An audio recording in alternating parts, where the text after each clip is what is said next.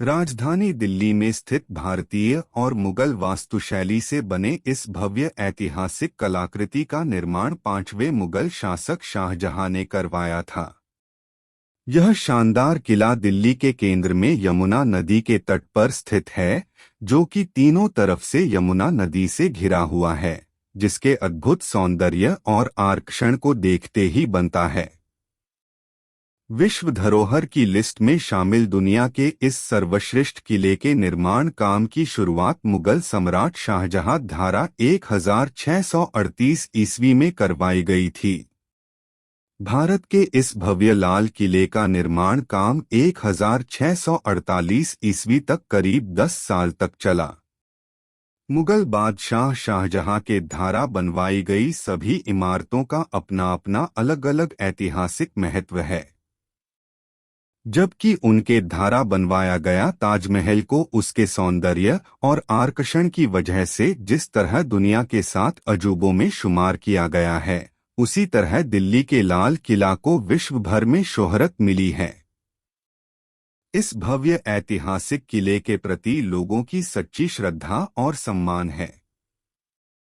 आपको बता दें कि शाहजहां इस किले को उनके द्वारा बनवाए गए सभी किलों में बेहद आकर्षक और सुंदर बनाना चाहते थे, इसलिए उन्होंने 1638 ईस्वी में ही अपनी राजधानी आगरा को दिल्ली शिफ्ट कर लिया था और फिर तल्लीनता से इस किले के निर्माण में ध्यान देकर इसे भव्य और आकर्षक रूप दिया था।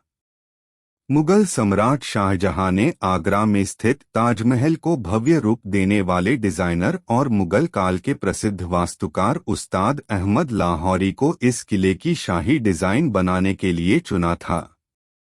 वहीं उस्ताद अहमद अपने नाम की तरह ही अपनी कल्पना शक्ति से शानदार इमारत बनाने में उस्ताद थे। उन्होंने लाल किला को बनवाने में भी अपनी पूरी विवेकशीलता और कल्पनाशीलता का इस्तेमाल कर इसे अति सुंदर और भव्य रूप दिया था। यही वजह है कि लाल किले के निर्माण के इतने सालों के बाद आज भी इस किले की विशालता और खूबसूरती के लिए विश्व में जाना जाता है।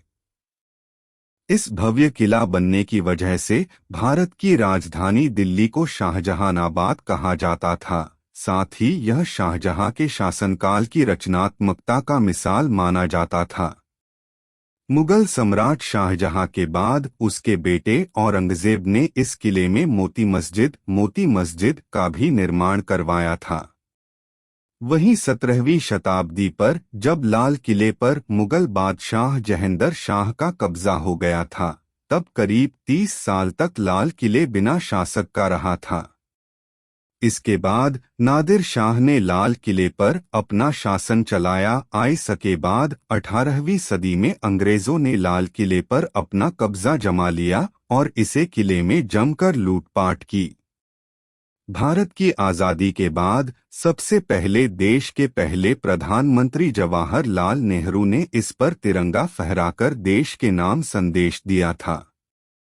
वहीं आज़ादी के बाद लाल किले का इस्तेमाल सैनिक प्रशिक्षण के लिए किया जाने लगा और फिर यह एक प्रमुख पर्यटन स्थल के रूप में मशहूर हुआ। वहीं इसके आकर्षण और भव्यता की वजह से इसे 2007 में विश्व धरोहर की सूची में शामिल किया गया था और आज इसकी खूबसूरती को देखने दुनिया के कोने कोने से लोग इसे देखने दिल्ली जाते हैं।